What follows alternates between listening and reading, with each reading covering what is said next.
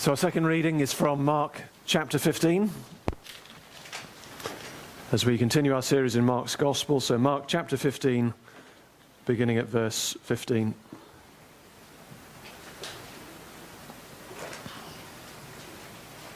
So on page 1028.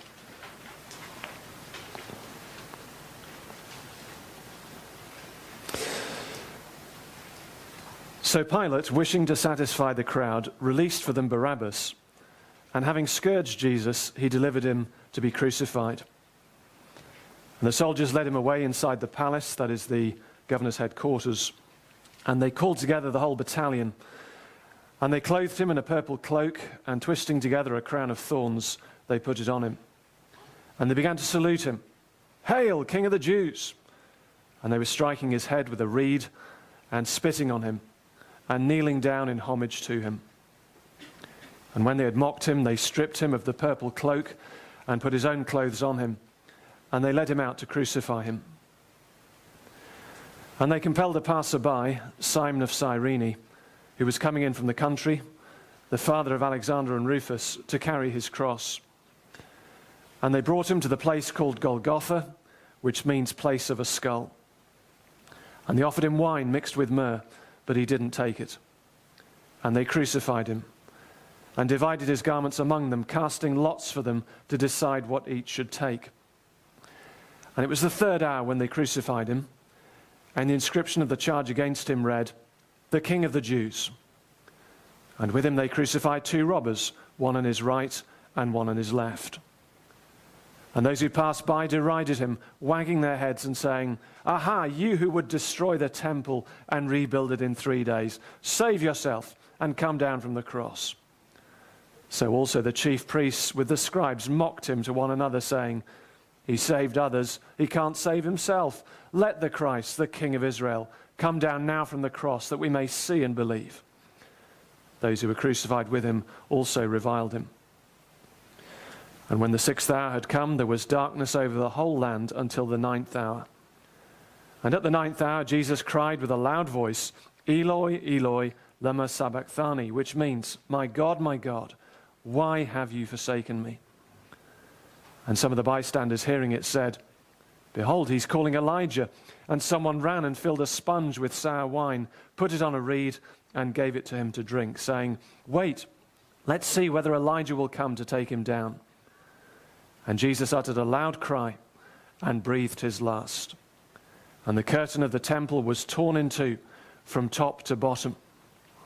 And when the centurion who stood facing him saw that in this way he breathed his last, he said, "Truly, this man was the Son of God."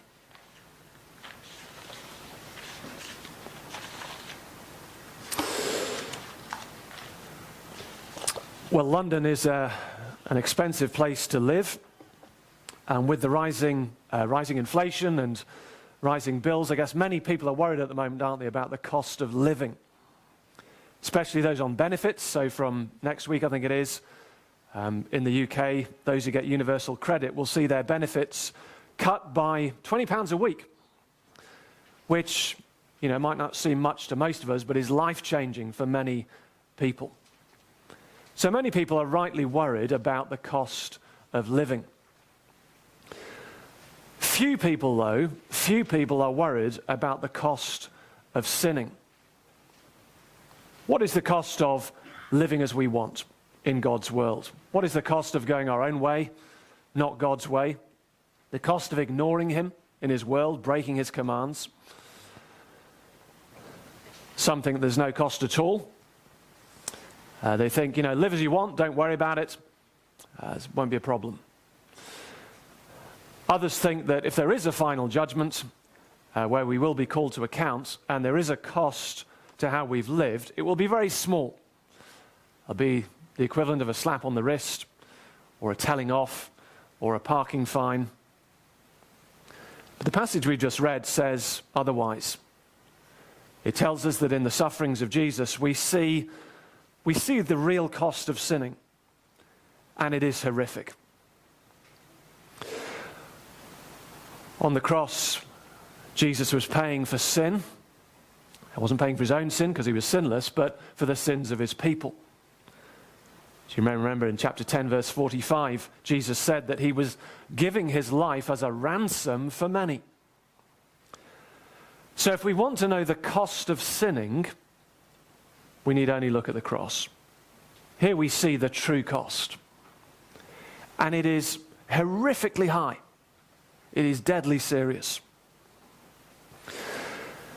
If we are those who trust in Jesus this morning, we believe, don't we, that he has paid for our sins.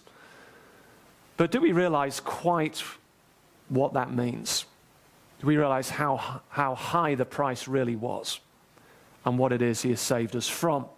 Because this passage reveals that, and it should make us very thankful. And for those who don't trust in Jesus at the moment, if you think there is no cost to sinning, why would God allow his Son, Jesus Christ, to suffer in this kind of way? Or if your attitude at the moment is, well, I'm happy to pay for my sins myself, realize what you're saying. That in the sufferings of Jesus, we see what that involves.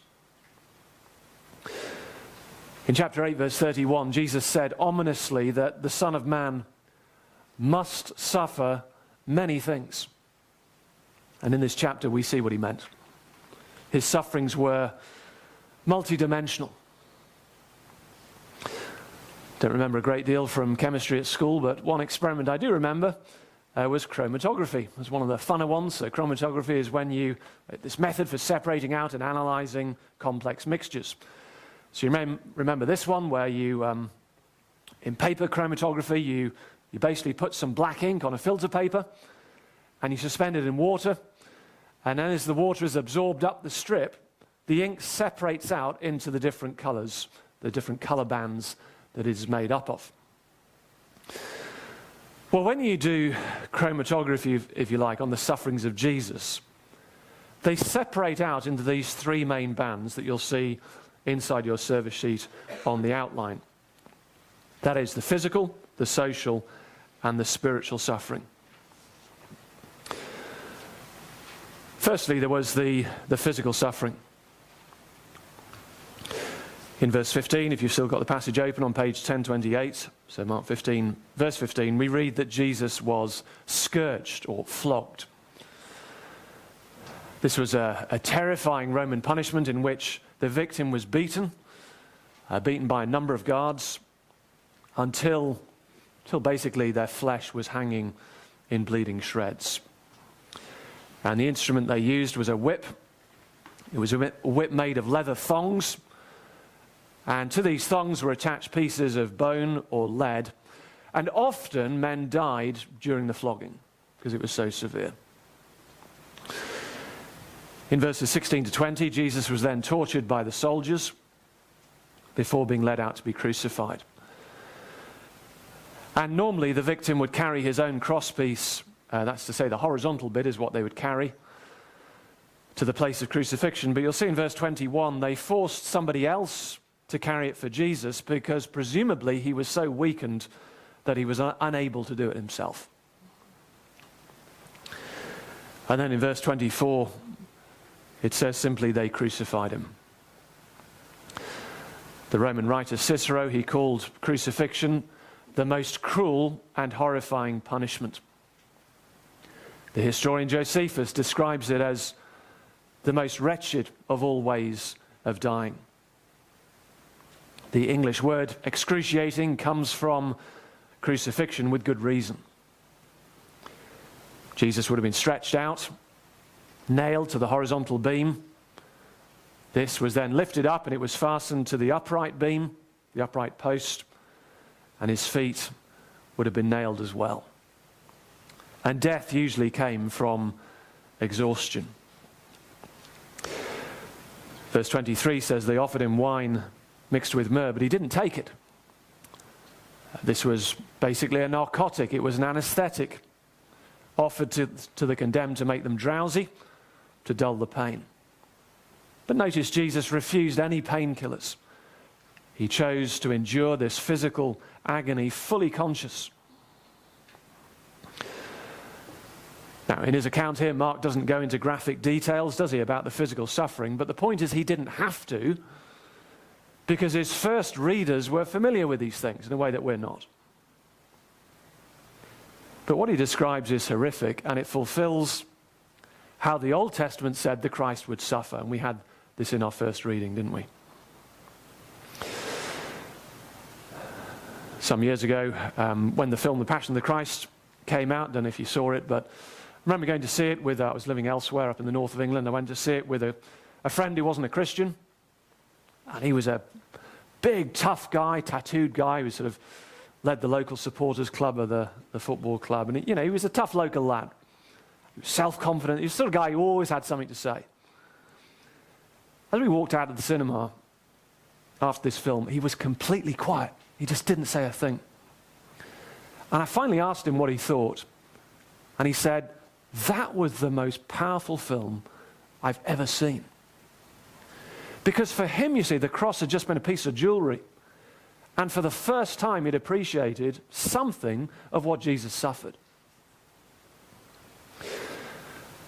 Now, the question is, why in God's salvation plan did Jesus have to suffer so much physically?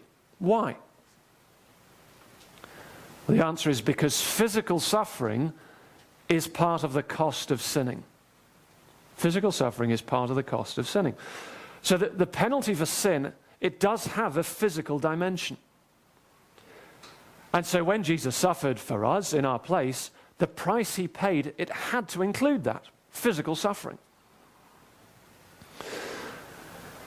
We get a glimpse, don't we, of this physical cost of sin in our world today. So we live in a world in which there is so much physical suffering. Violence, abuse, hunger, disease, death. So why? Well, because of sin and because of God's judgment on that. But this physical cost of sin will be seen most starkly in the world to come. In Mark chapter 9, Jesus warned about a place where he said their worm does not die and the fire is not quenched.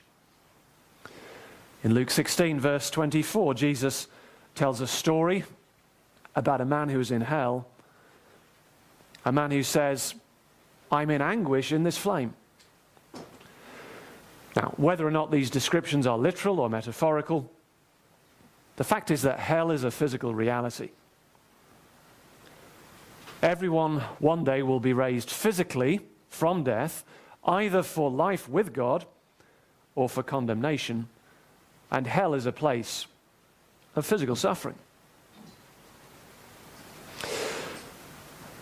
There'll be hell to pay. It's an expression people use, don't they? There'll be hell to pay. You know, if you don't get your homework in on time, there'll be hell to pay when you get to school. We use that expression, don't we? But in the sufferings of Jesus, we get an idea of what there'll be hell to pay really means. That as we witness his sufferings, we're a bit like tourists going on a day trip to hell. But wonderfully, Jesus suffered this for us so that we don't have to. The book of Revelation speaks of another place where it says, "Death shall be no more, neither shall there be mourning, nor crying, nor pain anymore." So those who trust in Jesus will enjoy life in resurrection bodies in that perfect world where there will be no physical suffering anymore, because that price of sin has been paid in full by Jesus. The second dimension of Jesus' sufferings here was social, if we can call it that, sort of relational. So the Roman governor had the elite soldiers, had these elite soldiers called the praetorium. It's like special forces. Verses 16 to 19, straight after Jesus has been flogged, the whole battalion, which would have been 600 men, they're gathered together to mock Jesus. And not just beat him up and torture him, but to mock him as well. And so you'll see they dress him in a purple robe, like royalty. They jam this crown of thorns onto his head. And they kneel down in homage before him, saying, "Hail, King of the Jews." It's cruel, isn't it? Such cruel mocking. Then in verse 20, they led him out to crucify him. Death by crucifixion wasn't just physical agony, but it involved being stripped naked. In verse 24, you see the soldiers gamble for Jesus' clothing. So he was stretched out. He was publicly exposed. The site of the crucifixion in verse 22, we read, was Golgotha, which was a small skull-shaped hill just outside the city walls of Jerusalem. It was the most shameful and humiliating way to die. The Roman writer Cicero said that even the mere word cross must remain far not only from the lips of citizens of Rome, but also from their thoughts, their eyes, and their ears. You see, such was the shame associated with crucifixion. And then there was yet more mocking. So verses 29 to 32 describe three groups of people who ridiculed Jesus as he hung there. First group, verse 29, those who passed by derided him. Save yourself, come down from the cross.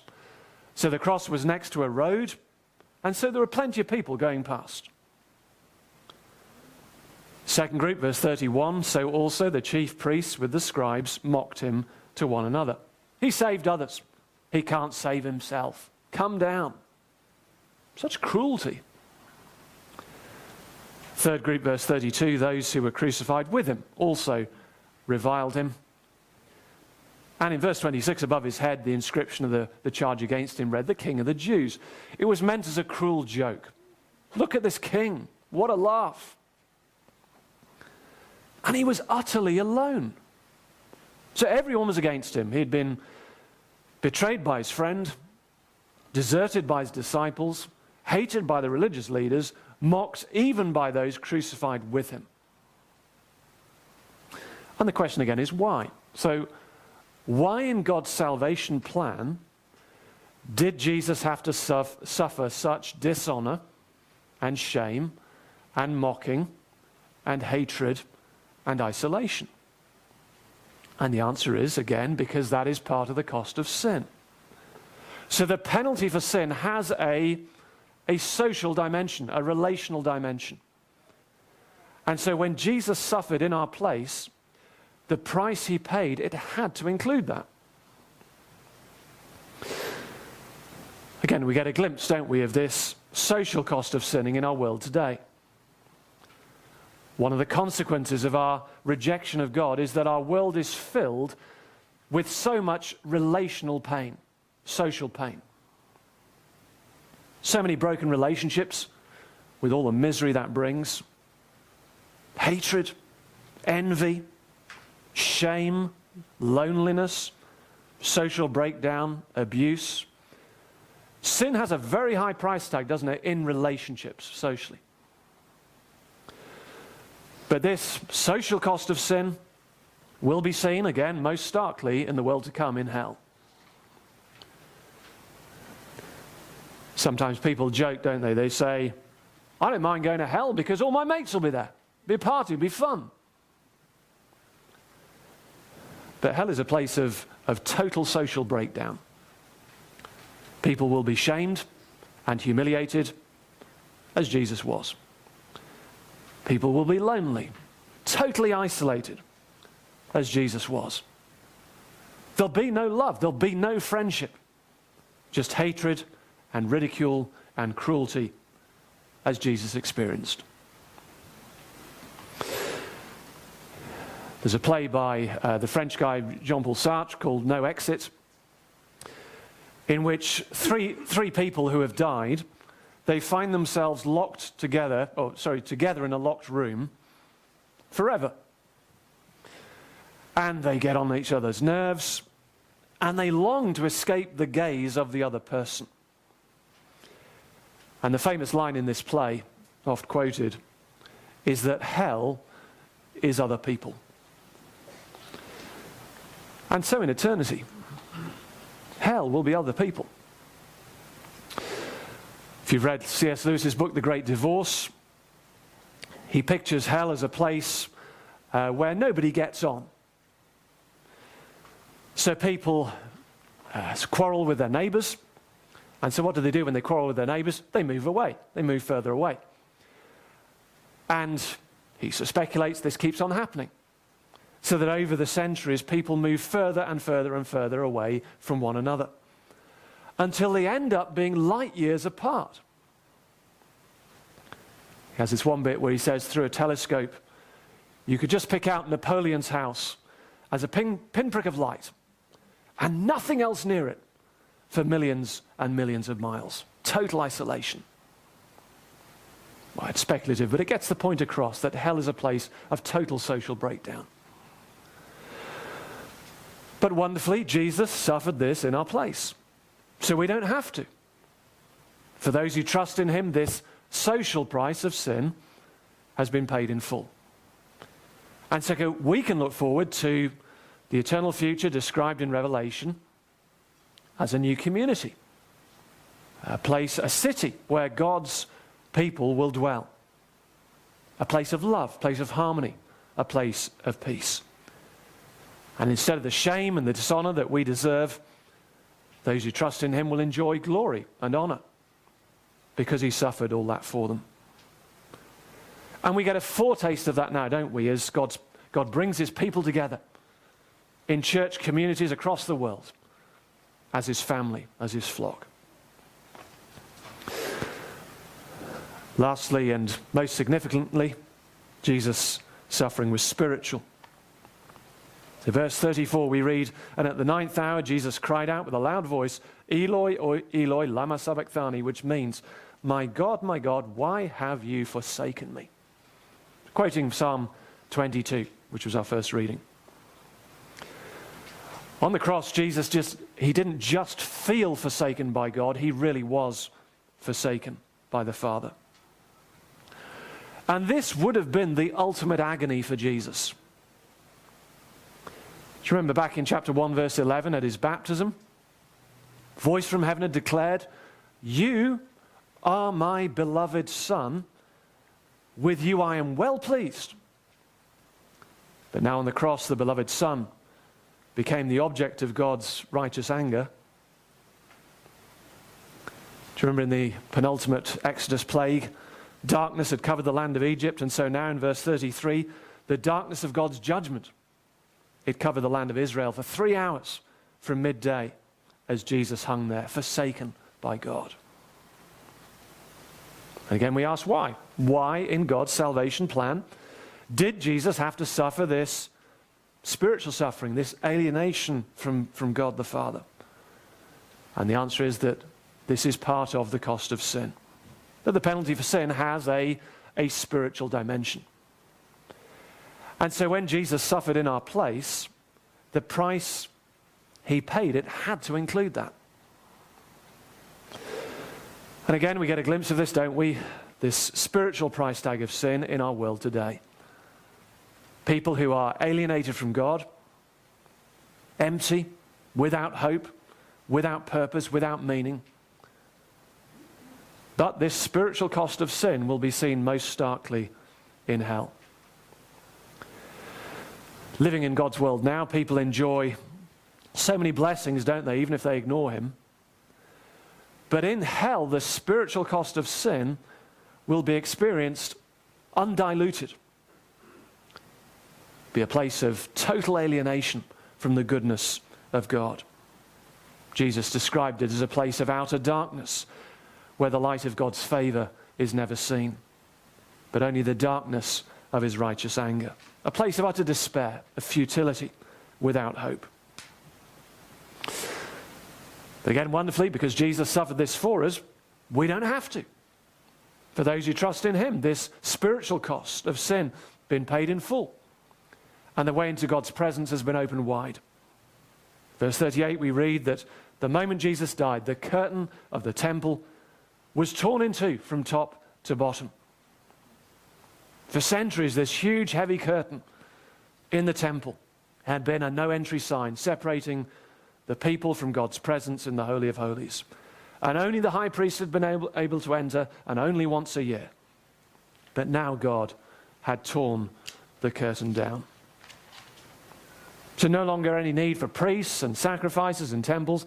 All who trust in Jesus can enter the presence of God. They're reconciled with him. They're adopted as his children. They know him as Father.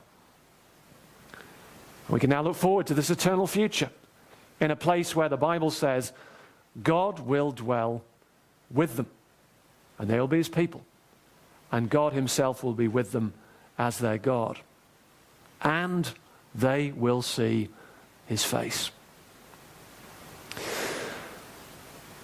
So here in chapter 15 we get this breakdown of the cost of living as we want in God's world, and we see the cost physically, socially, spiritually in the sufferings of Jesus.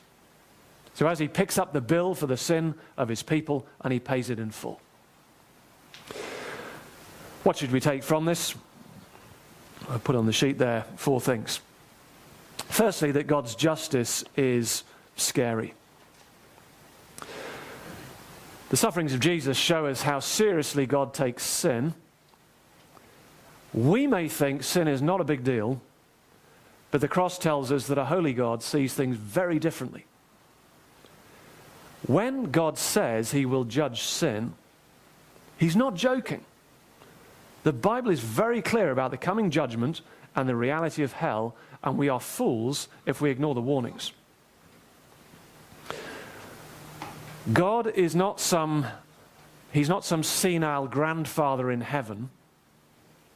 His plan for the universe is not that it might be truly said at the end of each day, a good time was had by all, as C.S. Lewis put it. The God who is there is holy, he's just, and messing with him is not a good idea. Second, the suffering of Jesus tells us that God is staggeringly loving. That God in Jesus came down to endure such suffering for us in our place is staggering. That he went through all that for you and me. The sufferings of Jesus tell us that we are more loved than we could have ever imagined. Third, it leaves us with a simple choice. You know what it's like when you get your credit card bill? Somebody has got to pay. Yeah, when you get your credit card bill, somebody has got to pay. You can't just hide it in a drawer. You can't just rip it up. You can't just put it in the bin or through the shredder. Doing that, it doesn't make it disappear. It doesn't make it go away. Somebody's got to pay. Well, living as we want in God's world has a huge price tag. Like him, maybe your involvement with Jesus so far has been involuntary. Perhaps you were made to go to chapel at school, or maybe you were forced to go to church when you were younger, and you resent it and it's put you off. Then in verse 23 there are the soldiers. And for them, it's just a routine execution. It's just another day in the office for those guys. They don't see anything significant in the sufferings of this man. They're more interested in dividing up the profits, the clothes. Like them, maybe you're someone who's just focused on doing your job, earning a living. In verse 31, there are the religious leaders. They mock Jesus. They mock his claim to be the Christ.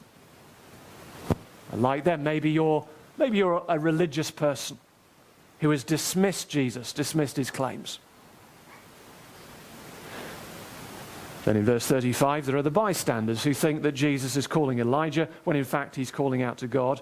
The words, they sound similar in Hebrew and Aramaic. Like them, maybe you've never really understood until now why Jesus died. When these bystanders in verse 36, they even try to keep Jesus alive by giving him sour wine to drink, waiting for Elijah to come and rescue him. You know, for them it was good entertainment. And so for some people, they just go along to church at Christmas, at Easter, for the show. But at the end of the passage, verse 39, we read of a different response. It says, and when the centurion who stood facing him, when he saw that in this way he breathed his last, he said, truly this man was the Son of God. And maybe like him, maybe you see now who Jesus is. Well, your sin, just like mine, it has a huge price tag. Why not let Jesus, the Son of God, pick up the bill for you? Let's pause for a moment to reflect on what we've heard and to reflect on our own response, maybe to pray in the quietness of our own hearts and minds, and then we're going to pray together.